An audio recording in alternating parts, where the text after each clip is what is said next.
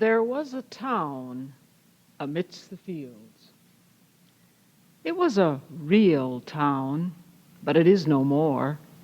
Gone with the winds of change, gone with the twice-daily bus runs, gone with the once-a-day passenger train on the Rock Island line, fled to memory and forgetfulness. But it was a real town. It had its pride, one of the first municipal light plants in the Midwest. And its shame, too many unwanted babies in May, 9 months after the August Mission Festival.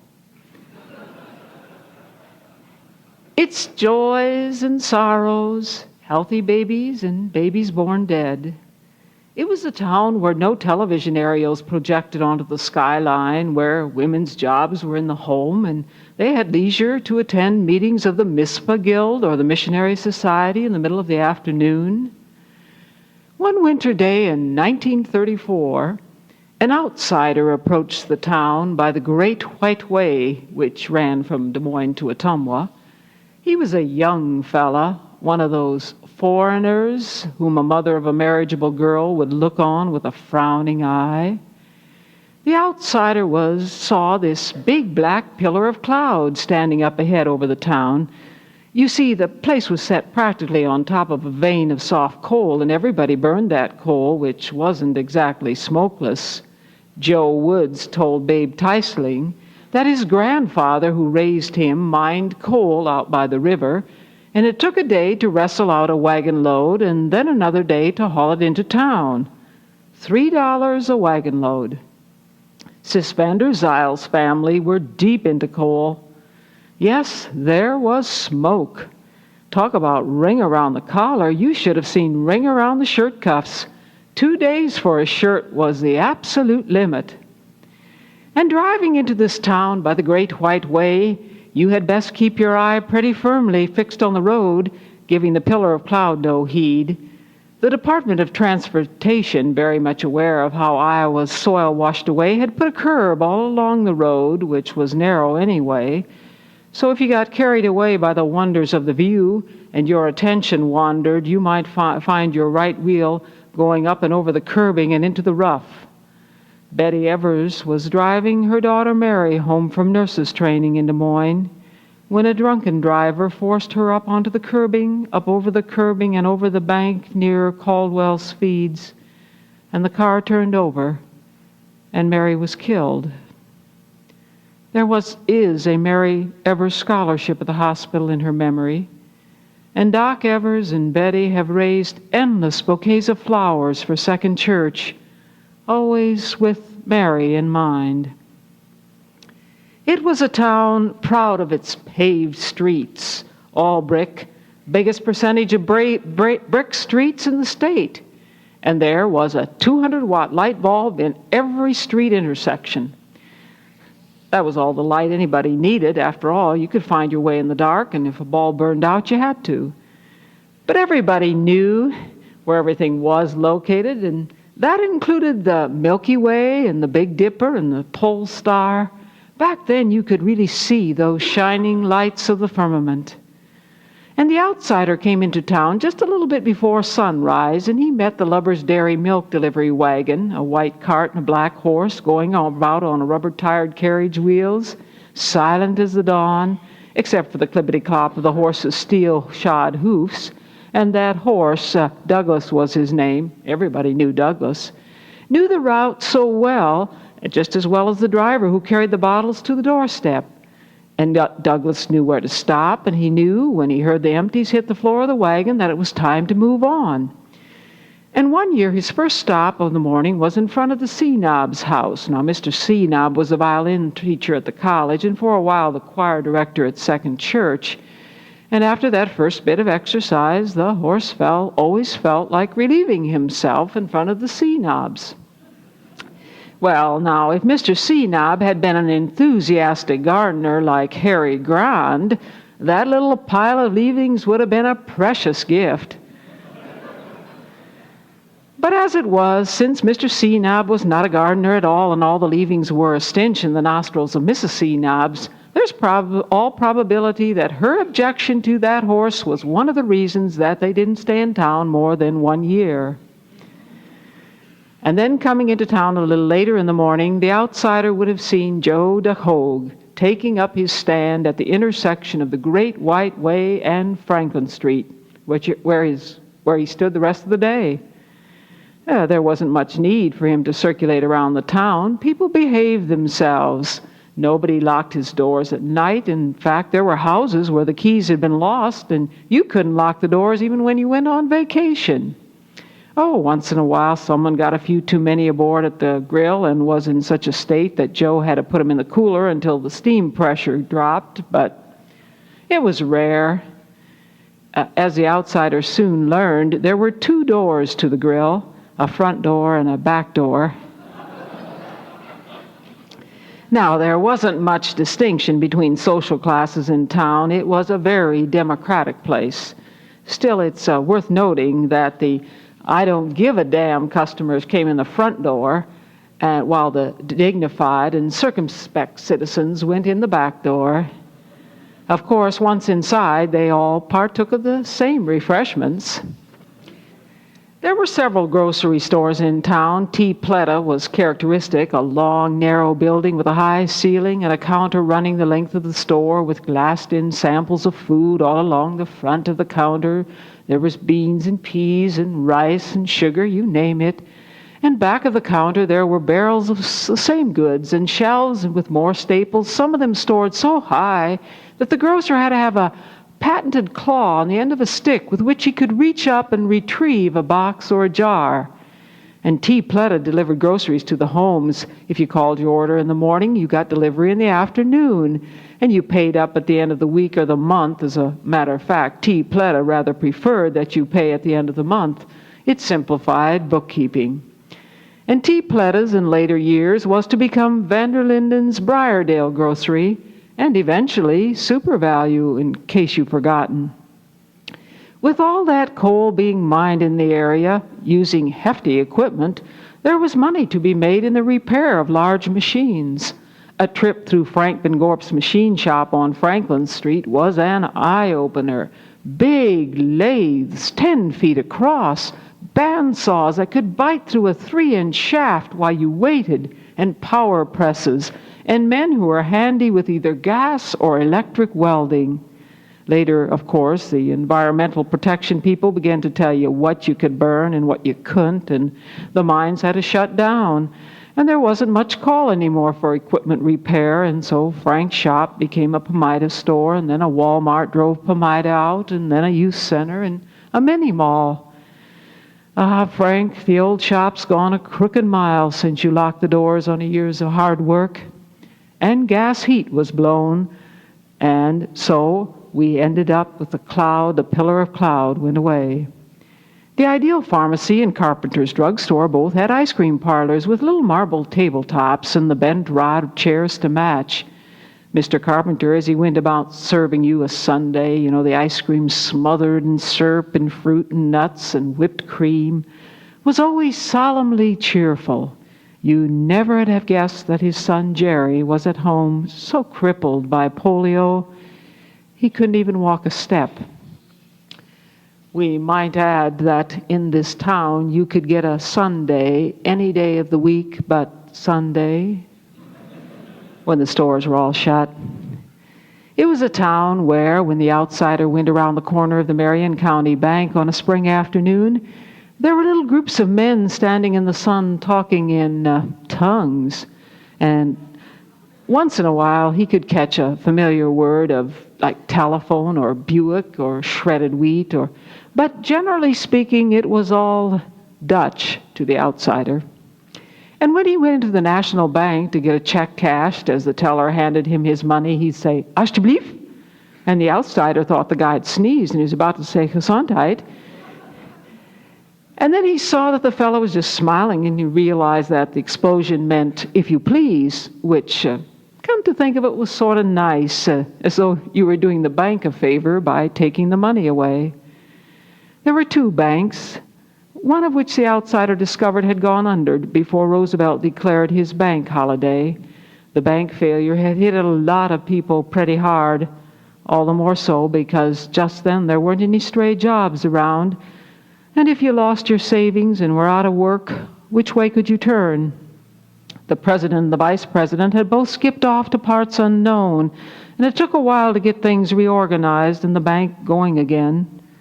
There were people in Second Church who thought that something ought to be done. But the people who had made the bad loans weren't around town, so what could you do? And everyone was in the habit of taking his concerns to the dominie. The church was the center of town life, or else they talked with members of the consistory. And Reverend Jacobs, who was leading the flock just then, agreed that something should be done. But what? Well, there was Bert Baran. He was a member of Second, one of the tellers in the bank. Of course, he hadn't made the bad loans. He didn't have any such authority, but he was there. So the consistory decided that Bert should apologize. And one Sunday morning, this somewhat shy and decent, hard-working man arose before the congregation and said that he was sorry that people had suffered because of bank failure. It was a long time before Bert and his family could stop wondering what the people were saying about them, the more particularly because the church excommunicated him. And that kept the thing fresh in everybody's mind for quite a spell. He went through bankruptcy, had to give up his nice home he had built on Broadway, which is now Third Church Parsonage.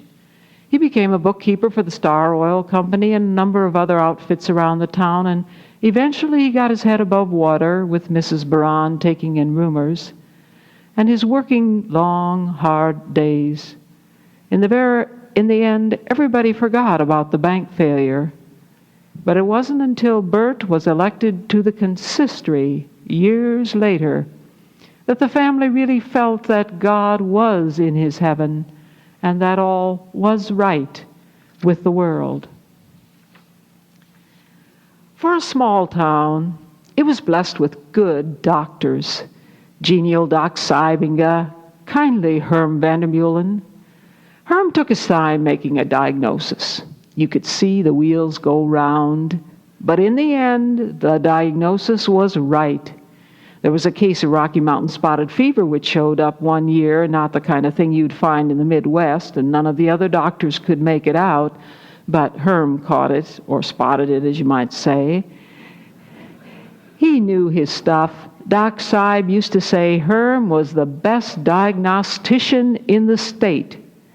And the doctors made house calls as a matter of course, seemed rather to enjoy getting out of the office. An ordinary call was $2.50. And babies came at $35. Of course, if it was a cold, the doctors knew that bed rest was the only cure. Still, everybody, including the doctor, felt better if, after he looked down your throat, taking your temperature and your pulse, he got out a couple vials of his little black bag and rolled out some pills to be dissolved in a glass of water. There was green medicine and red medicine to be taken at staggered intervals. Maybe one was to reduce a fever, but maybe the other was a placebo, but they did the trick, so you got well. There was no hospital, though Doc Herm did manage to get a laying-in hospital started in a big house on Main Street. And there was no surgeon, no Charles Schaefer, no internist, no specialist of any kind, no blacktop roads. They were pure dust 6 months of the year and slippery mud the other 6. And most farmhouses didn't have electricity, so maybe the doctor had to deliver a baby by coal oil lamp. But that's the way things were, and the town was happy in the knowledge that it had good doctors. And there were several dependable restaurants. The Central Park was one with a back table, where the ministerial association sometimes met to decide the destiny of the town, and which drew a very regular group of dinner in the evening. Some restaurateurs in that time of tight money let their prices go so far that they could hardly make ends meet. The Central Park never did that. They kept the price of a dinner up to a reasonable level, 35 cents. The Mulpollers worked hard. They were self-respecting people. Mary Dupre, nee Mulpoller, was brought up in that tradition, and she was proud of her folks and of the restaurant. Marie used to wonder how it was that a little group of young men, about 20 years old, came to the restaurant regularly every Sunday morning right at 10:15 for a cup of coffee. Ed Cook, Johnny Haustein, Cornish Morgenberg, and Roy Onderweg. Come to find out, they were the ushers over at Second Church. They were taking French leave during the sermon, and then they'd rush back. They got back just in time to get the collection. Wally Fowler, he built Logan Onderweg's house. He gave the town its first telephone system, and he started out with maybe 30 or 40 subscribers, but after a time he put in a good-sized switchboard. But some of the original subscribers never did get into the habit of using a telephone directory. Mrs. Schulte, Pete Goss's grandmother, was quite capable of lifting the receiver, and when she got the operator's attention, she'd say, "Bessie, would you ring Hattie for me?" And the operator was supposed to know that she meant Hattie Van Cleve. Or she'd say, "Now, I can't remember his name, but he lives right across the street from Will Van Sitteret." "Oh, yes, that's his name. Would you ring them for me, please?" Of course, Mrs. Schulte had a few extra privileges. And there were several barber shops in the town. Shave or haircut, 2 bits. Unless you were black. If you were black, you couldn't get a haircut. Until Tunis Prenz, professor and a member of Second Church, took a black student into the shop and said, "If this good-looking man can't get a haircut here, none of the college students are coming through that door again." And after that, it was really surprising how the barbers all came to like the easy humor of their black customers. The college discouraged dancing. As a matter of fact, didn't even allow dancing at all on campus. But of course, the town students were taking college work, such as Lenora Goss and Ruth Boat. So they pulled down the blinds at home and rolled up the carpets and turned on the Victrola. And they got quite a kick out of their sinfulness. The college administrator knew that students must have some recreation, so they bought 100 roller skates. And on Friday and Saturday evening, there were roller skating parties in the gymnasium. Oh, it sounded like a boiler factory in there with 100 pairs of steel skates slamming down on hardwood floors. Funny thing, students who came from out of town, from New Jersey or New York, were really surprised no end. Back home, it was perfectly normal to dance, but just nobody went to roller rinks out east. And those Eastern students learned in a big hurry that the customs of the country were different. And one thing they had to learn was that Sunday picnics were frowned on. If you wanted to have a picnic on Sunday, you got your things ready Saturday night and put as much of the stuff in your car as wouldn't spoil on Saturday night, and then sort of smuggle the rest in before you set out for the country. Joyriding on Sunday was all right, but picnics were sinful. And the Easterners thought that was odd. The outsider found two newspapers, the Weekblad and the Chronicle, and the Weekblad was written in tongues. And as the years went by, more and more people were going over to the Chronicle, which was owned by a genial fellow by the name of Hoag Sadler, and edited by George Versteeg, one of the first editors in the state to give full coverage to agricultural matters. But everyone read first the Cordova News, printed in the Chronicle. It really wasn't poetic and it wasn't grammatical. It was back-fence charming. You know, who had the mumps and where Lizzie Mapes went Saturday and how John Deaver's cow got into the standing corn and bloated so that the vet had to puncture her stomach. And after a few weeks reading of the news, a person was acquainted with the folks in Cordova. And there was a wagon factory, the Birkins Wagon Factory. It stood where the country kitchen now stands. It was an ancient building, sway-backed, barn-like, painted a faded red. It manufactured the kinds of wagons you husk corn into. They were really handcrafted, maybe one a week, painted green with the Birkins logo in red, and you could specify rubber-tired wheels or regular wagon wheels. And one cold winter night, the factory burned to the ground. And there were other fires in town. The Wachter lumberyard made quite a blaze when it went up, and Bucky will remind you that it went up twice. But the Birkins place had special effects all of its own. You could see that there was this paint and axle grease stored in there, and when the place got hot enough for the paint to explode, well, that gave you Pella's fireworks in the night sky. The town had a swimming pool located in what is now Caldwell Park. And there were lifeguards, generally young people of high school and college age, which meant that the pool had to close early in September, and it was closed on Sunday. Then World War II broke out. The Navy assigned a Corps of Naval Aviation cadets to the campus of the little college. Earl Pullman was a flight instructor, as you may remember.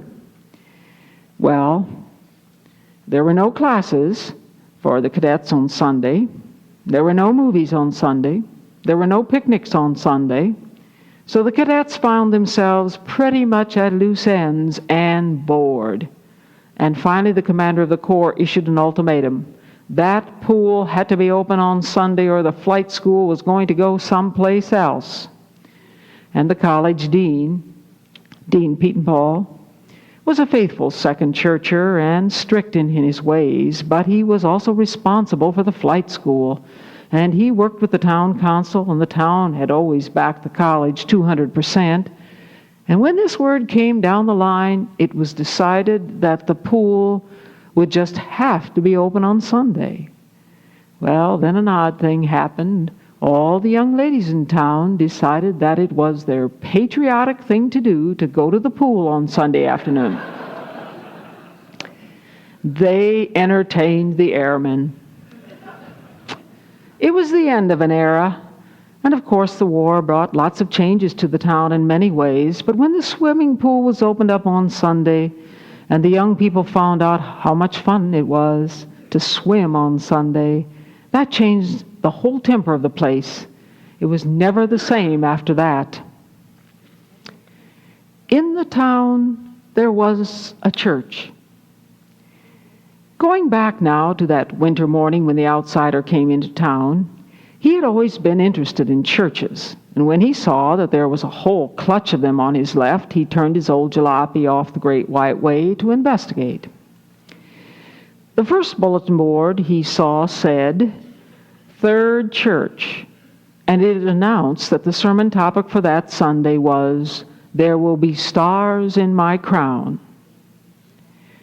The next church was a big 4-square red brick where the bulletin board said, First Church, and where he could hear the congregation singing, No, Not One. And then he turned north and found Second Church, where they were singing, Oh, that will be glory for me. First, second, third, he mused, boy, not a lot of imagination here. Second Church, red brick with a Victorian tower.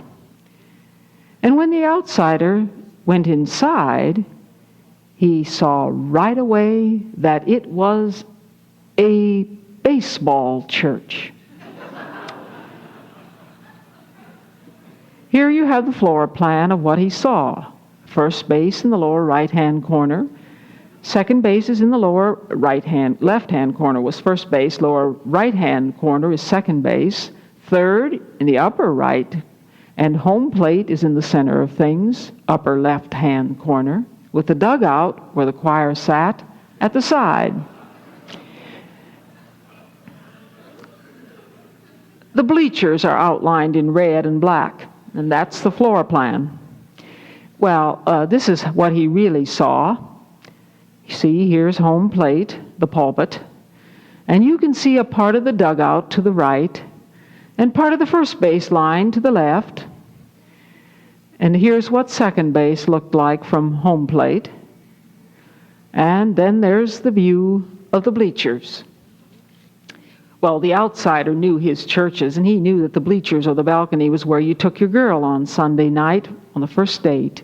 It was cheap, and it was chaperoned in a kind of a way, and yet you could giggle and whisper, and everybody would pretend that there wasn't anything going on up there because, well, heck, you're only young once. It was really rather a dark church, so there had to be a big hanging lanterns all over to brighten it up. The windows were large, but they were picture windows made in Italy with European ideas of how mysterious churches should be with subdued light.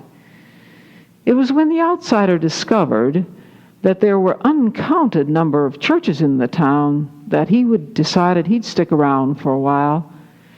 And when he went to services the next Sunday, he found out that old Second Church just had about the best acoustics this side of Carnegie Hall. Music rolled around in there like the mellow tones from a Stradivarius, or clean and bright like a trumpet tone. Probably the architect hadn't known that he was giving the congregation that beautiful effect, but they got the sounds of the Isles of the Blessed. Jean Kuyper, Hoppy Kuyper, Joyce Kuyper, Larry Grooters, Edith Lecoq in after years were to remember old Second Church nostalgically. Well, the outsider, after he hung around town a few days, decided that if he could find a job, he'd stay. He didn't find much. Roll screen gave him work cutting holes in slats for Venetian blinds. It kept food in his mouth. Church organs are wonderful, demanding instruments, demanding of time, of talent, of money. And after the outsider joined Second, as of course anybody in his right mind would do, he found that there was a long history of all the forms the organ had taken in that church. The first one had been dedicated in 1901 with a wooden handle, which the janitor pumped to give it lung power. A year later, they gave the janitor a rest and put in a water motor. And when Second raised the church in 1907 and put up another, they decided the old organ wouldn't be adequate for the bigger space, so they sold it for $600. And Andrew Carnegie gave $1,000, and the church raised $1,000, and they put in a brand new organ. But those beautiful windows from Italy didn't fit their space, and they had to be sent back to Italy for further work, and meantime the weather got in and the organ got waterlogged. So, in 1911, the Bennett Company, for $2,200, rebuilt the waterlogged parts, and they did a bang-up job. Their work lasted for 40 years, giving A.P. Kuyper and his son Gene fine service. And incidentally, those two men were at the organ console for 60 years between them. But by 1950, the organ was limping again, so the LaMarche brothers rebuilt it to the tune of $13,900. And it was after that that things really got interesting. Gene Kuyper has fond memories of those winter mornings when the organ wouldn't respond even to his master's touch, so he'd give the high sign to the ushers who would wheel out the piano from the Sunday school rooms, and, well, the trouble lay pretty much in the leather which the LaMarche brothers had used, which got stiff when the air was dry. And there were things you could do to help those rheumatic valves along. Bob Kuyper, during those 10 years of the LaMarche debacle, did all he could to keep the pipes sounding. Once Bob got caught while doing his Good Samaritan turn. If you wanted to work on the organ, you took a little door out of the front of the case, not a big door, just big enough for a big fellow like Bob to get through. Well, Joyce Kuyper and Margaret Wachter were to play some organ violin thing for high tea. When they got to the choir loft, they saw that the door was laid to one side, and they knew that Bob was in there. But they just went ahead with their practicing, and after a while they stopped to let Margaret tune her E string, and Bob sang out, "Give me an A, Joyce." "Okay, give me a G." And then the ladies went back to their practicing. And then Bob yelled, "Give me a G sharp, Joyce." And they practiced some more. But then the ladies looked around and they discovered that the women were coming for high tea, so they went right into the first program number. And when this number came to an end, and as the program was ready to start, the ladies at high tea were somewhat startled to hear this voice from the organ saying, "Joyce, give me a D." "Joyce, give me a D." Well, Bob stayed inside the organ until high tea was over. Well, Gene put up with that organ for 10 years. Then in 1960, I was beginning to do some of the organ work. That organ really was a doozy. Bill Wing decided that something had to be done. He decided that on a family night, just before service, I should demonstrate to the congregation just how bad it was. So after supper, the folks all came up to the pews, and I went to the organ and played scales to show how many pipes didn't sound, or maybe wouldn't stop sounding, ciphers. I put on an oboe stop, pum, pum, pum, whoosh, pum, pum, whoosh, pum. Then I put on a clarinet, pum, whoosh, pum, whoosh, pum, whoosh. I remember saying, "It's funny, some of those pipes sounded when I was practicing before supper." The thing I didn't know was that Bill Wing, that son of a gun, had gone into the organ chamber during supper and had pulled out handfuls of pipes.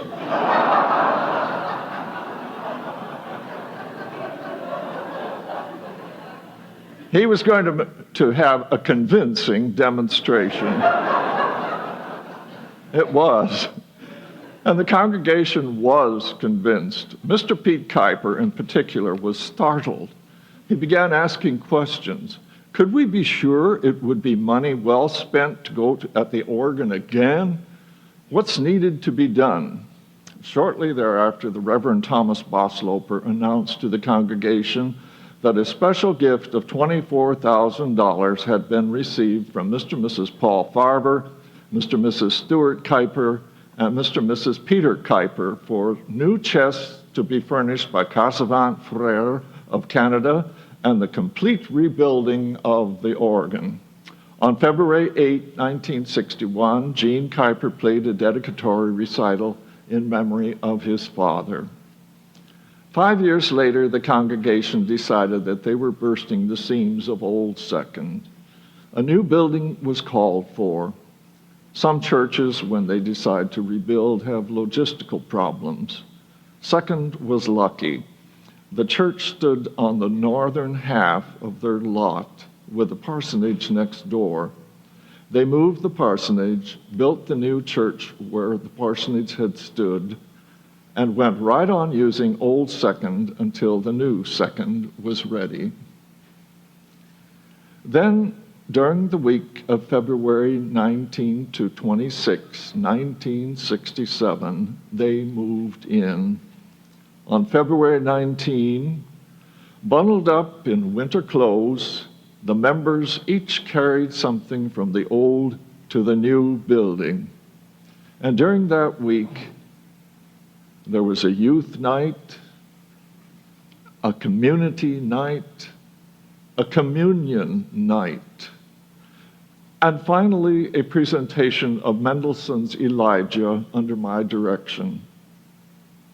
All of the 1960 organ went over to the new church. From time to time, Joan Kuyper Farber has continued to add ranks of pipes. So now, if you were to ask, what kind of organ does the church have? We'd have to say, it's a Kuyper organ. If someone were to ask, how do you happen to have New England colonial architecture? The outsider would say, well, it was the next thing to a knockdown, drag-out fight. There were those who thought colonial didn't belong in a Dutch town. Others pointed to the Dutch colonial on the eastern seaboard. And then there were those who thought that the choir had to be up front so that you could see them. And then some remembered that Mark Twain said, I've heard of a choir that didn't talk and whisper, but I've forgotten where that was. Of course, Second Church Choir never cut up, unless Elva May Harriman got the giggles. And then she'd set her neighbors to giggling. Some people said that if you put the choir in the back of the church, then you knew it was there to help you worship and not to put on a performance. The Reverend Harmon Wieringa was the pastor who guided the consistory through that building battle, a really humble man, mild and gentle, but with a deep conviction that architecture could have theological meaning, and he chided the men until compromises were reached. If you put the choir in the back, for instance, but have a balcony, then people who want to watch Davis Folkerts when he directs, acting like a one-man band, could sit in the balcony. Others could sit downstairs and stare at the minister. And one big worry for Stu Kuyper, who was on the building committee, was this restroom right back of the pulpit.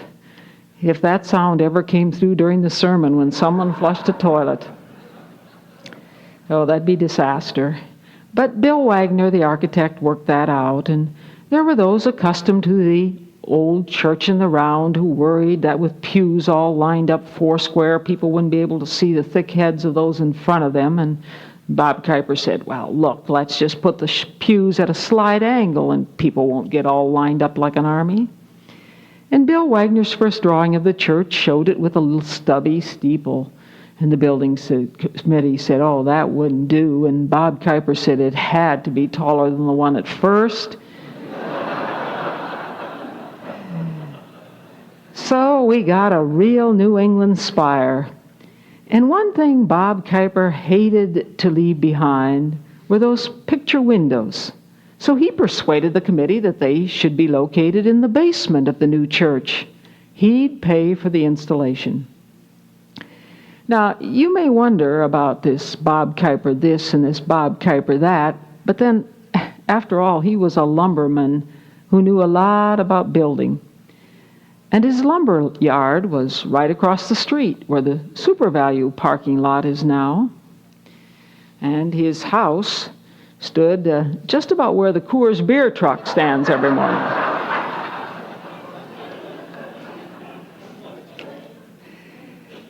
Well, Bob was constantly in church, fixing up all sorts of things besides the organ. He built a stable and a creche for the Christmas plays, and he invented a pot with a bulb on it which would give each communion cup just the right amount of wine.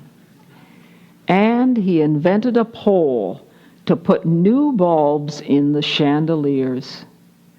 And one thing he told the building committee was that the furnace they were planning for the new church wasn't big enough to heat the upstairs and the downstairs at the same time.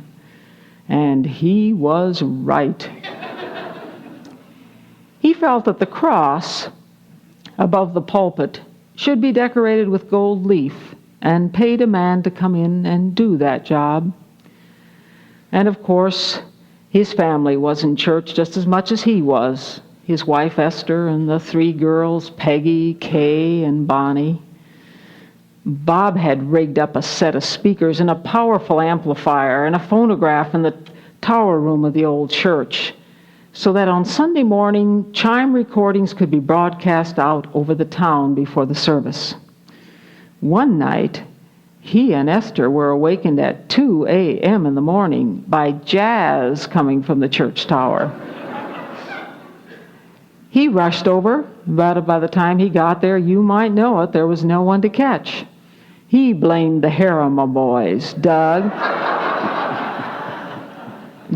and Bruce. But, believe it or not, they weren't guilty. Sandy Harriman, Linda Teisling, and his own daughter Kay, together with their chaperone, Frandy Young, they had a slumber party, and they thought it might just liven up the old town a little bit. Christmas. It brings us some of our most blessed and cherished memories. The outsider has been collecting keepsakes of the season ever since he arrived in 1934. Here's a garland of 4 of them. It's a frosty night. Second Church is presenting tableau of the Annunciation and birth of Christ. Bob Kuyper has set up a high platform on one side of the stage. On the platform stands Bob's wife Esther, high and lifted up as the angel of the Annunciation. On the other side of the stage, Mary bows her head in prayer. Enter below the angel, the tiny figure of Peggy Kuyper in cherubic costume. She catches sight of the angel. Hi, Mom! Christmas 1950. The Reverend Edward Tanis has for years wanted to create a musical Christmas celebration. Now he finds himself thoroughly at home in a church with excellent musical talent. He has labored on his production. The musicians, young and old, have cooperated splendidly. Old Second is darkened this Christmas Eve, except for the big spotlight borrowed from the high school next door. As the organ softly plays the first processional, the first graders enter quietly by the center aisle to take their places on the pulpit platform, from which all furniture has been removed. They line up neatly in 2 rows on the front of the stage. With faint organ accompaniment, they pipe out "Away in the Manger" in a childish treble. Very well done. They can relax while the 4th and 5th graders process and take their places in a row behind the infants. Their carol, "Hark the Herald Angels Sing," is no mere piping. They belt it out lustily. And now, after an appropriate Bible reading, it's the turn of the middle grades to take their places. There is, in a sense, the most worrisome part of the evening, for they have a longish anthem to sing from memory. But they do it without a hitch. Reverend Tanis is gratified. The senior choir, last to take their places at the back of the platform, enter with quite a slow processional, "We Three Kings of Orient Are." It's a 30-minute production overall, and those 2 rows of infants way up in front are getting a wee bit bored. Ruthie Kuyper, standing next to Billy Wing in the very front, is buttoning and unbuttoning her sweater. Billy's made a telescope with his fist through which to gaze at the spotlight in the balcony. The senior choir is now in place and have launched out on their very demanding anthem, but everybody knows they'll do themselves proud. People like Helene Dockendorf, Albert Van Houweling, Bob Klein, Leonard Allen, who sang in the choir until the week of his death, they're all top-flight musicians and enjoy singing. But little Quentin Kuyper gives Billy Wing, just in front of him, a punch. And Billy returns the punch with his elbow. Ruthie Kuyper was tired of her exercise with the button and has idly reached out a hand to grasp one of Billy's hands. Quentin gives Billy another punch, and Billy returns it with interest. On Quentin's next punch, Billy goes end over apple cart down to the floor below. And because Ruthie is hanging on to him, she too takes a header. For some people, that is the high point of Christmas 1950. 1964, another Christmas program. This time, a la Tom Bosloper. the Ed Sullivan-like pastor we had and the impresario of the Second Church ministers. The spotlights are on the manger scene with doll-like Jesus snuggled into the crude cradle. Already, Billy Vermeer has led the wise men from the rear entrance to the church with the manger and has at the same time jolted the congregation to life with a lusty cymbal crash as he heads the parade. The wise men and the shepherds are clustered in bathrobed silence around the manger as the toddlers of the church inch forward to give their gifts. Each little girl has her pigtailed moment at the manger. Each little boy has his runny-nosed moment as he drops in his gift book or gift ball or gift animal for baby Jesus. The showstoppers are the Thompson boys, Billy and Andy. Andy, the 2-year-old, gets to carry the football. Billy, the 4-year-old, herds his younger brother by the shoulders to the center of the stage, and then Andy refuses to give the ball to baby Jesus. Billy grabs, Andy defends. A scuffle ensues, and as their father blushes and sinks lower and lower and lower into his seat. Finally, Andy tears away from the hands of his older brother, and with a quick turn that seemed to me more clumsy than adroit, he slam dunked that ball into the manger. Little football ricocheted around that cradle like a bullet in a cowboy movie. Finally came to rest near baby Jesus' head, order was restored, and the line of generous children again moves forward slowly so that each may give his gift in a much less dramatic fashion. Christmas 1987. The congregation is gathered for a candlelight service. 2 long rows of candles in glass globes are the sole illumination of this mystery-laden church. Soft organ music from overhead. An ambience so peaceful, so fit for meditation. No reason to panic. It's just one of the chimneys. It cracked by the heat. It fell off and hit Gene Kuyper in the head. And then it smashed on the end of the pew. It's no big deal.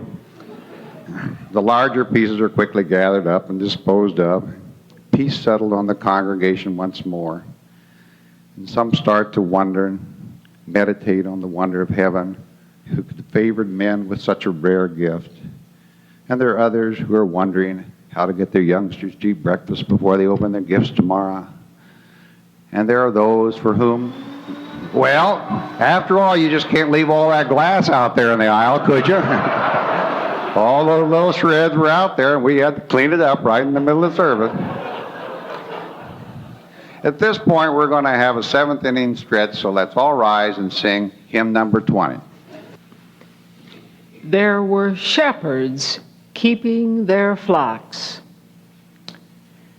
When the outsider came into town on that winter day in 1934, the Reverend Jacob Prins was the pastor of Second. He was a big, raw-boned farm boy, barrel-chested, 6'2", with a flashing eye and a shock of coal-black hair.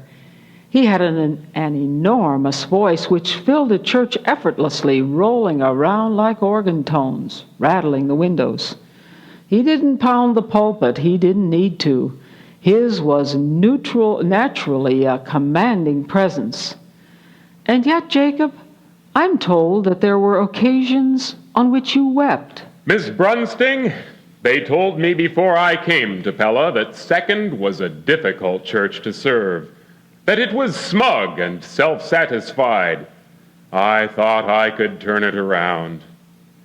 Well, I was a dreamer. They no longer used the Dutch language. They felt just a bit superior to those churches that did, more advanced. They were proud that their benevolent budget was always as big or bigger than their domestic budget.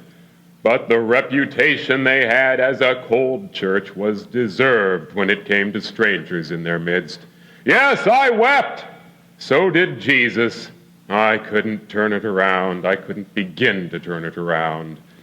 It could be said, I think, that you were the last of the Dominies, the father figure about whom the life of the church and the town revolved very narrowly, the person of greatest learning and highest principles of the tribe. You were largely looked up to and respected. I was pastor from 1934 to 1938. I had a big job to do. I had to pick the congregation up from the Great Depression. And not only that, but I had to hold up their hands during the Great Drought of 1934, the worst in memory, when farmers were going out to the woods and cutting limbs from the trees to give their stock something to eat. There was even a song about the drought. I've forgotten how it went. Oh, it ain't gonna rain no more, no more. It ain't gonna rain no more. How in the heck can I wash my neck if it ain't gonna rain no more? You may have felt thwarted sometimes, but you did leave your mark on the church, you know. There were things accomplished during my years. I got the consistory started making out a yearly budget, and I urged the men to set up a fund of $7,500 with which to convert the basement into a service area where meals could be served. 1938 was to be the 75th anniversary of the founding of the church. I got people to start planning a celebration. There were moves forward. Did you ever dream that the young man seated in your lap would one day be a college president guiding the fortunes of Iowa Wesleyan? Bud has done very well, Betty. But then I think that we always knew that he'd go far. A person dreams large for his children, you know. But, Jacob, when you decided to accept the call from Emmanuel Reformed Church in Grand Rapids, you chose to announce your decision on Easter Day. And that's the thing for which most of your congregation remember you to this day. How the glories of this world do disappear in the rack of a dream. The church was to discover, after Jacob left, just how true it was that they were getting a reputation in the church at large as a difficult congregation to serve. They had given up talking in tongues, and they were well educated or relatively prosperous, intellectual, cold, or so the other people thought they were cold. And the pulpit remained vacant for a year while one minister after another turned them down. Finally, the Reverend Richard Vandenberg accepted the challenge and stepped into the lion's den. He came from Second Church of Zeeland, Michigan. Oh, Richard, I understand that your tongue sometimes betrayed you. It was a failing. I was only too apt to say, "We of Second Zeeland." He was another large man with a very Frisian nose, and withal a kindly man. He was to shepherd the flock from 1939 to 1945. Those were the years when Hitler was rampaging about Europe and the Japanese in the Pacific. What a blow it was to the whole congregation when the Mulepolders lost their son, Lieutenant Dan Ray Mulepolder, in action over the Pacific Ocean. But in spite of the war, we did get things done. Prinz had suggested improving the coal hole, which was all there was under the church when I arrived. We actually got the excavation done, and the renovated basement made an excellent place to hold big classes on Sunday and family night suppers on Wednesdays. People seem to remember you as the man who loved superlatives, the highest calling of mankind, the noblest aspirations of woman. Miss Carlson recalls how your favorite phrase was the primrose path to destruction. You left Second to become business manager of Central College. Why did you do that? Oh, I suppose that every young minister, as he leaves the seminary, has visions of molding people, making them better. The trouble with an adult congregation is that you get them too late. I came to Second hoping to make them more responsive to others. I worked hard for 6 years, but I couldn't see that I was making any headway. I guess I thought that in dealing with young people at the college, I could have a greater influence. And you found the college-age people already set in their ways. Well, you didn't cut all ties with Second when you went to the college. No, there was another long wait for a minister. I helped supply for about a year and a half. As I understand it, Pella Community Hospital owes you something too. Well, yes. The Ministerial Association had been working for years to try to get something going in the way of a hospital. Herm Vandermeulen, in particular, had got a little laying-in hospital on North Main. I felt strongly that Pella should have a full-fledged facility, and I worked hard for it. People who know say that your efforts probably accounted for the ultimate success of the hospital drive. And you left Pella to become the executive secretary of the Board of North American Missions. Pella missed you when you were gone, both you and Mrs. Vandenberg. By all accounts, she was a very charming lady. Well, as Richard just said, it took a year and a half to find another man brave enough to take on Second Church. And that man was Reverend Edward Tanis, who, with his always helpful wife and 4 children, came from Kalamazoo in 1947. He was a peaceful and patient man, and yet there were times when Second tried his soul. You should be proud of those children, Ed. Well, yes. Marilyn became a nurse and then a missionary and finally a minister's wife. Paul became a minister. Elliot teaches mathematics at Hope College. Wayne's a teacher and very successful coach. Incidentally, Wayne has a son, Matt, who just entered Central College this fall, a mighty fine basketball player. You're not rid of the Tanis family yet, you see. They're all fine children. Donald Wachter remembers with gratitude your opening remark at the first of your consistory meetings. Men, we don't have to be here all night.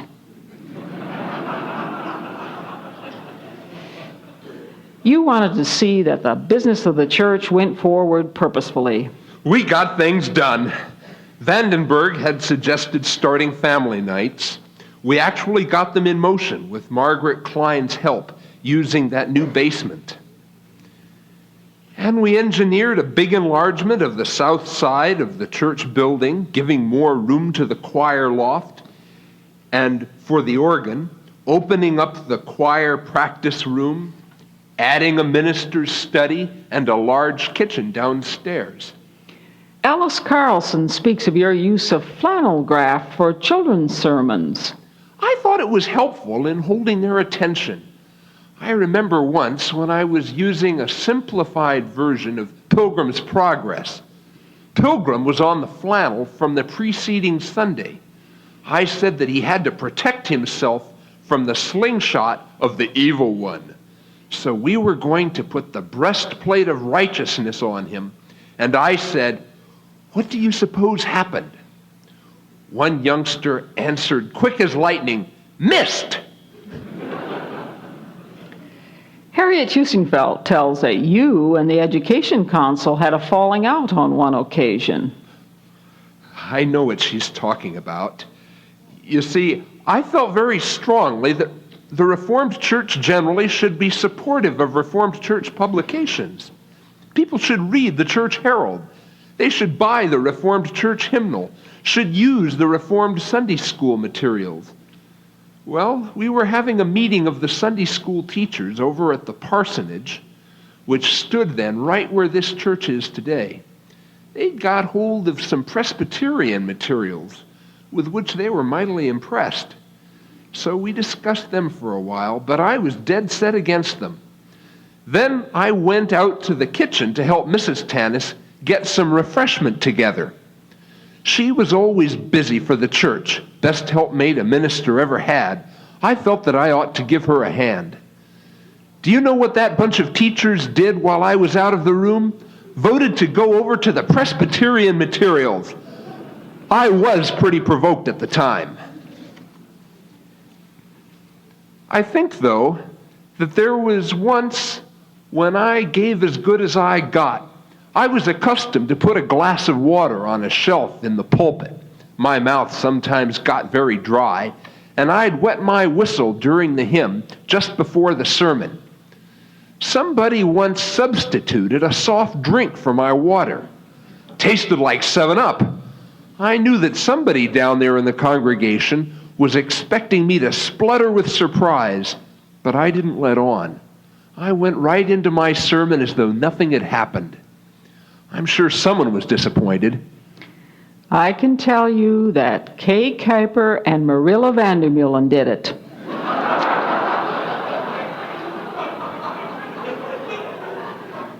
Kay confessed.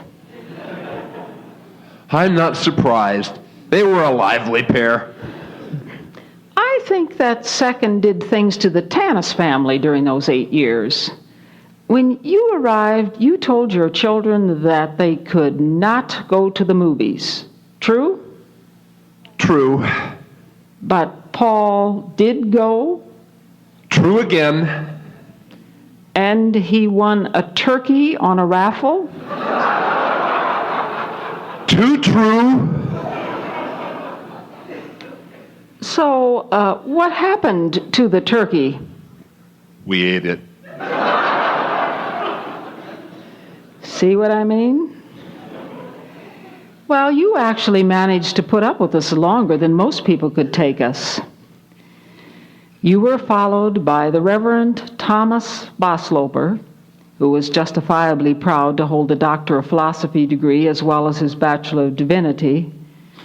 As you look back, Tom, what do you think was your most memorable accomplishment for second? The National Church was conducting a stewardship drive in 1958, as General Synod had suggested should be done. It was under my leadership that second joined the drive. We had an every member canvass with solicitors calling upon people in their homes. We managed to raise $53,000 for the National Fund. But it seemed to me at the time that the drive helped unify our members as the men went from house to house calling on people. That was more important to me than the exact sum raised. You were popular with the college students, Tom. I'll have to admit that I catered to them. I didn't believe in preaching down to them. My sermons were stiff with philosophical ideas. I'm afraid that I preached over the heads of some of the congregation. I had a flair for the dramatic, the theatrical. I loved a good story, well told. I did try my earnest best to reach the college students. Alice Lammers remembers that your Sunday evening service were a constant surprise. She remembers wondering as she would set out for the evening service, well, I wonder what Tom will have for us tonight. I hope she didn't feel that I was running a circus. I had a good musical education. I made use of it by getting up trios and quartets, all sorts of musical groups. I had been charged with keeping the Sunday evening service alive. I did my best to liven it up. You were generous, too, with your own tenor voice.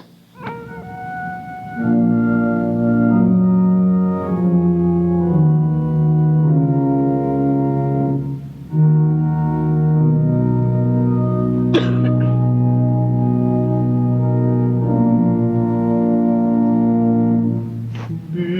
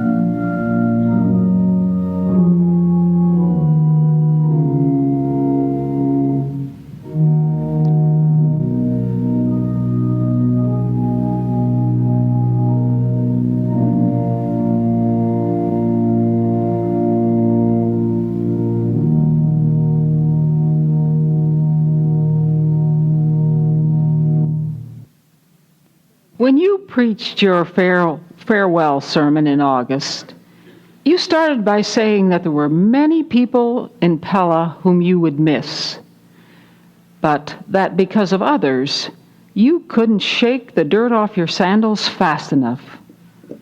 What made you say that? I was counseling with women who were having drug problems. Yes, even back then. There was a whispering campaign started accusing me of illicit relations with them. It wasn't true. My wife was one of the most beautiful women I've ever met. Why should I have been unfaithful to her? I have since written several books on church counseling. I knew that I had the knowledge and the experience to be of aid to my counselees. I shouldn't have said what I did in that last sermon, but I was bitterly disappointed in my Pella experience.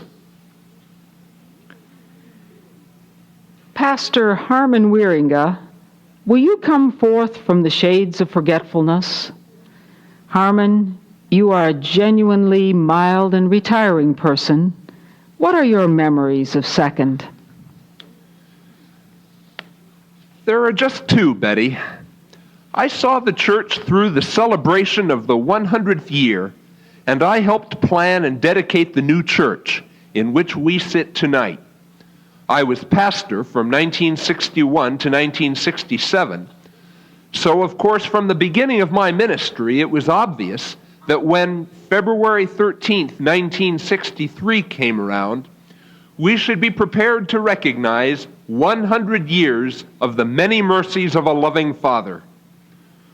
One of the accomplishments in which I take pride is that during that year, 1963, we raised a scholarship fund of $9,000, which is administered by the regular scholarship committee of the college.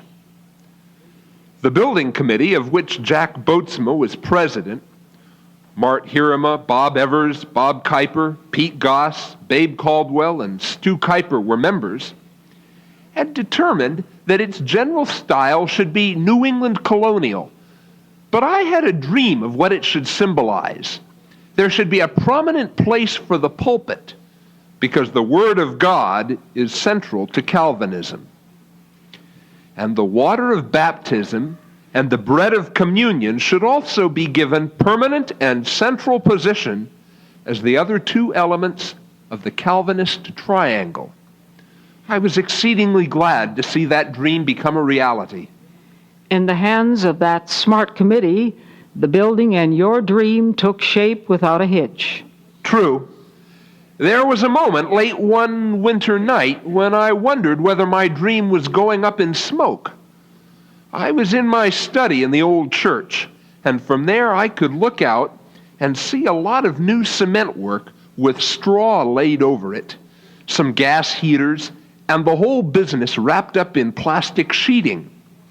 My hair stood on end when I saw that the straw had caught on fire, and what with the reflections in the plastic walls, it was beginning to look like a tragic scene in a Hollywood movie. I called the fire department, then ran out to see what I could do. Thank fortune, the firemen got there in no time, and we just lost some straw. But the arrival of the fire trucks with bells and whistles going stirred up some excitement on Broadway. Glenn Peterman, minister of the First Church, when he saw what was going on, yelled at me, "Hey, Bud, you're burning the wrong building." But you didn't stay around very long to enjoy the new church, Bud. When I came to Second, I knew that there were a lot of highly educated people in the congregation. I felt that some of them were pretty critical. As the years wheeled on, I felt increasingly that I could not continue to preach to them. I had a call in 1966, and I remember telling consistory member Bill Wing that I wished to lay down that burden. He assured me that I had no reason to question my ministry, and so I stayed on for a while. But when the next call came, at a moment when I was feeling that Second was a burden, I simply seized the opportunity. My work here was done. Bud, it may surprise you to learn that your series of sermons on race relations is remembered to this day as a stirring and moving one. and not every minister serving second could claim as much for a series of sermons. The Reverend Army Renskers was a perfectionist. Services should be well planned, neither too long nor too short. Sermons should be carefully constructed and meaty. True, Army? I don't like your word perfectionist. I don't think I was a prissy sort. I suppose, though, that Davis Folkerts might remember me as wanting exactitude. I always asked him how long his anthem was going to take, and I regulated my sermon accordingly. So we'd come out with an hour of service. Came a day when he was putting on a cantata, and I asked him how long it would take. He just gave me a ballpark figure. He said it would be 10 minutes long. Well, it was 20. And there I was in the pulpit, tearing the heart out of my sermon to make up for those extra 10 minutes. I was a bit wroth, I'll have to confess it. And after that, you made the big comment, musicians have no sense of time. You ran a tight ship, in other words. Well, this congregation is full of people who appreciate a well-run program. Actually, though, Army, what your flock remembers you for is something quite different. You made Christianity real, something a person lives constantly in everyday life. Other ministers had tried to do that, but you were really the first for many people to get across the idea of the church of the open walls, the church beyond the sanctuary. Thank you for those kind words, Betty. Reverend Walchenbach was christened John, but everybody knew him as Jack. I'm a big man, imposing of stature, long and solemn of face. Early on, I decided that Jack would humanize me a bit. I much prefer Jack. Wouldn't know how to react if you called me John. Davis Folkerts tells us that you had studied organ at Hope College. And I loved good organ music. I startled Davis one afternoon during his practice session at the church. I had gone into the church to listen to the lovely thing he was playing. I had lain down in the front pew. He came to the end of his session and was changing his shoes. When I realized the concert was over, I sat up suddenly in the pew like a jack-in-the-box and turned to look at him. He looked as though he'd seen a ghost. I went in to lie there often after that. I got some good sermon ideas in that position. Your sermons were some of the most thought-provoking that we ever heard, but we heard too few of them, only 2 years' worth. Why did you leave us so soon? Oh, I was a young man, ready to change the world, and I thought I could do it working in the New York office. Now, you people tried to tell me that I'd never be comfortable working under Ari Brower, but I wouldn't listen. I found out soon enough after I got there how right you were. I couldn't get out of the New York office fast enough. I'm working well now in the Presbyterian faith in DeLand, Florida, where each winter Larry Grooters comes to worship with us. There were some who wanted to bring you back after that brief stay in New York, but there were the others who said no to that. I guess they were a little miffed by, I think. Oh, sure. I understand that. I didn't treat you very graciously. But it all worked out in the end. You got us convinced that we needed an assistant pastor. Oh, you had had the capable services of Edna Den Hartog in charge of young people's work. You were ready for an assistant pastor, and Rich Lichty turned out to be a good one. So much so that when the Ministerial Search Committee went to interview Bill Hilligans in Holland, they told him that he'd have to get along with Rich because the church didn't intend to lose him. Wilbur Washington, you were never our pastor. We couldn't get up the nerve to call you away from the college. But you did help us through the interim while we were looking for a minister.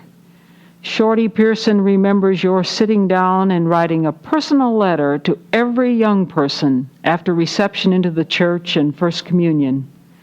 And there are a lot of people who have never forgotten your influence with young Christians. And we're honored to have the President of General Synod with us this evening. William Hilligans. I wonder whether anybody in this congregation ever called you anything except Bill or maybe Wild Bill. I'm an impulsive man, all right. I'm impatient to get things moving. I don't suppose that you remember an evening when you and Davis Folkerts met with the consistory, hoping to demonstrate to them the need of a second choir director for the young people, and Davis had drawn up and made copies of a careful statement of all the groups that he was trying to run, the adult choir, the bell ringers, the youth choir, the choristers, and the evidence that Crispin Bark was a most capable director. And I'm afraid you don't remember that you went into a sales pitch while Davis sat on the sidelines. You probably weren't aware that as Davis saw people starting to fidget, he rolled up his papers and stuck them in his pocket and ended up by saying nary a word. You were a little guilty of overselling, Bill. I didn't know that. Mea culpa. Well, this I do know. My wife Libby had a habit of following around after me and salving wounded feelings. Now what's he done became a rather habitual expression with Libby. I never intended to hurt anyone, but I was brusque, still am for that matter. I think I got that way serving as an army chaplain. You introduced the custom of parading the babies up the center aisle. I hadn't had much chance to do that while I was chaplain at Hope College. Yes, I loved that little bit of drama. You were as good as your word when it came to getting along with Rich Lichty. Rich was doing an excellent job, taking young people off to Chicago, showing them how the other half lived. But you didn't stay around very long, less than 2 years. An honest confession is good for the soul. I really wanted to be pastor of First Presbyterian in Ann Arbor, but when I gave up my job at Hope, that pastorate wasn't open. After I'd been here that brief time, it opened up, so I grabbed it. We called you Wild Bill, but we remember you fondly. We wished you'd stayed around longer. You certainly hadn't worn out your welcome. Norm, we're not going to linger on you. This is you in 1956, and you found Pella very cold, very Dutch, very straight-laced when you were a student here. And when we called you in 1980, you wondered whether you could feel comfortable here. But you found Second Church more open than you expected. And before accepting, you went about the town talking with people, and Dean Harold Kohlenbrander said, I think you ought to know that Second Church is known as the Sinner's Church.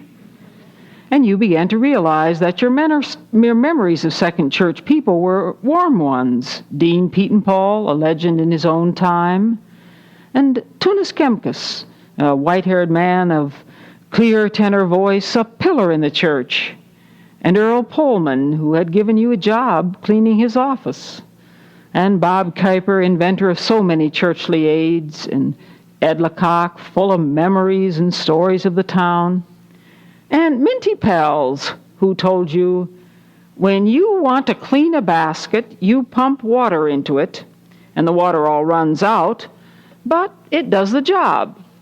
Sermons are like that. I don't remember them, but they clean you out.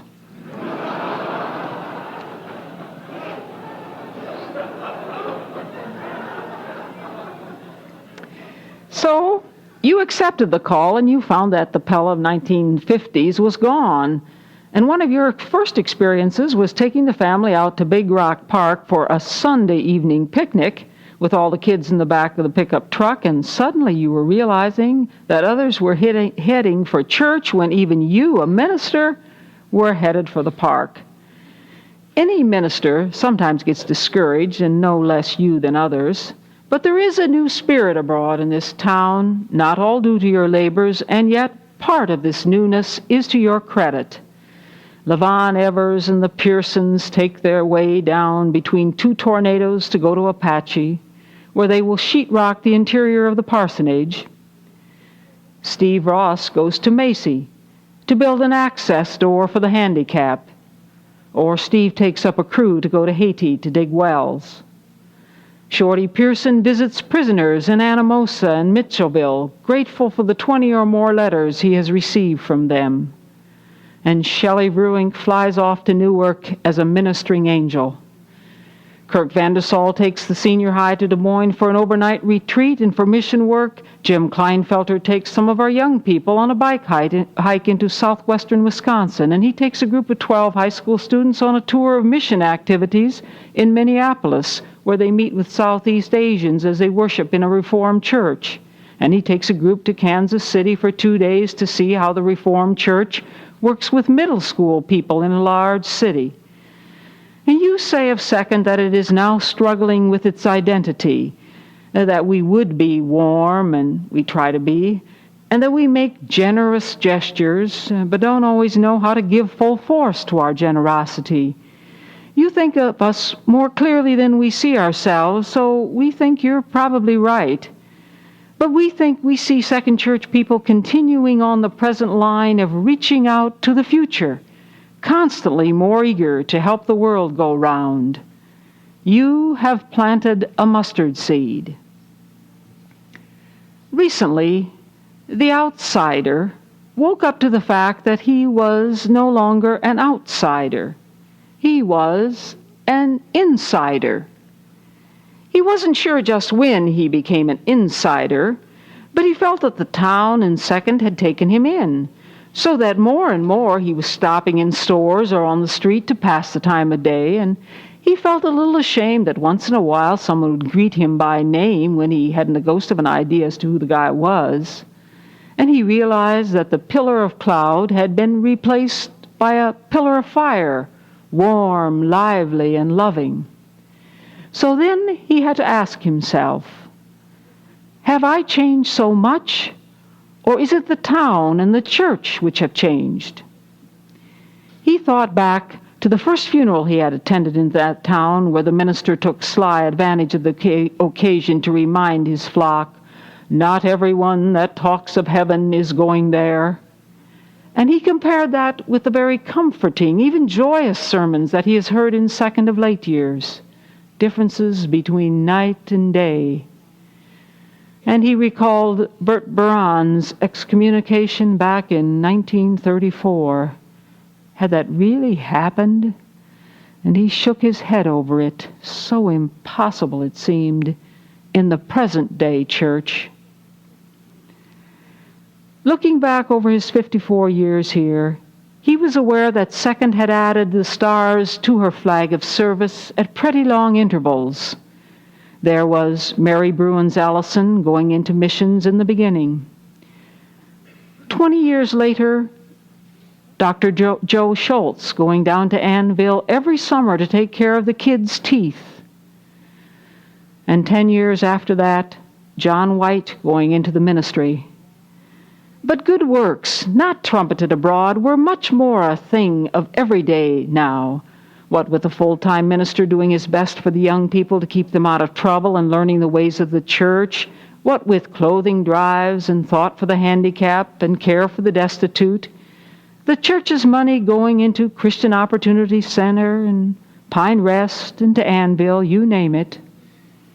And the minister's word was no longer law. He was no longer called the Domine, which was probably a good thing. But they still looked to him for those basket-cleaning sermons to keep them on the upward way. In 1934, the outsider had heard some good music in the church. Only now, under the savvy direction of Davis and Chris, there was so much more of it. Yes, he thought that he could make a pretty good case for real change, both in the town and in Second. Maybe God was working his purpose out, even in the sinner's church, and we were marching just a little closer to Zion. The insider was 83 now, and he realized that he was an oldster. His health was good, but he wasn't quite as steady on his pins as he used to be, and every once in a while he fell asleep for 5 minutes while he was reading the register. He wasn't particularly surprised when some of the youngsters of the church asked him what he saw as the future of Second, and he sort of laughed to himself. They think old men dream dreams. But how do I know what the year 2000 will see? But he gave them an answer. He said, I can see a long line of relay runners. It starts with Peter the day after Pentecost, when he got all fired up and started his mission to Samaria and Antioch and Corinth. Some people say Peter died in Rome, but before he died, he handed his torch on to Paul, who carried it to Athens and to Rome and to the Isles of the Sea. And then from one hand to another, it goes down into the catacombs of Rome, and after a time to St. Augustine in northern Africa, to St. Jerome, who put the Bible into common language. And the runners carry torches hand to hand through the Middle Ages to Abelard in Paris. Men still run on with that personal conviction to Luther and Calvin and Zwingli. And Domine Sculti grabs the torch and carries it to what he called the city of refuge, Pella, where the light falls on people like Margaret Klein and Tudor Kempkes and Bob Kuyper. They have handed it on to the 500 of present-day Second Church, and they will hand it on to those tots who sit at Norm's knee on a Sunday morning for a moment with the younger church. For you see, this is not a faith written just in stone or on the pages of books, but in the hearts and minds of people. And even as the torch comes to us out of the night of the past, so those youngsters will carry it into the darkling future. There's a great crowd of witnesses which attests to a continuing Second Church.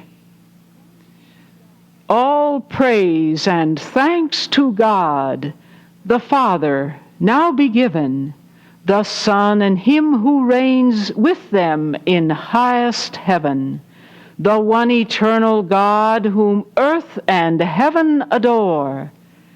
For thus it was, is now, and shall be evermore.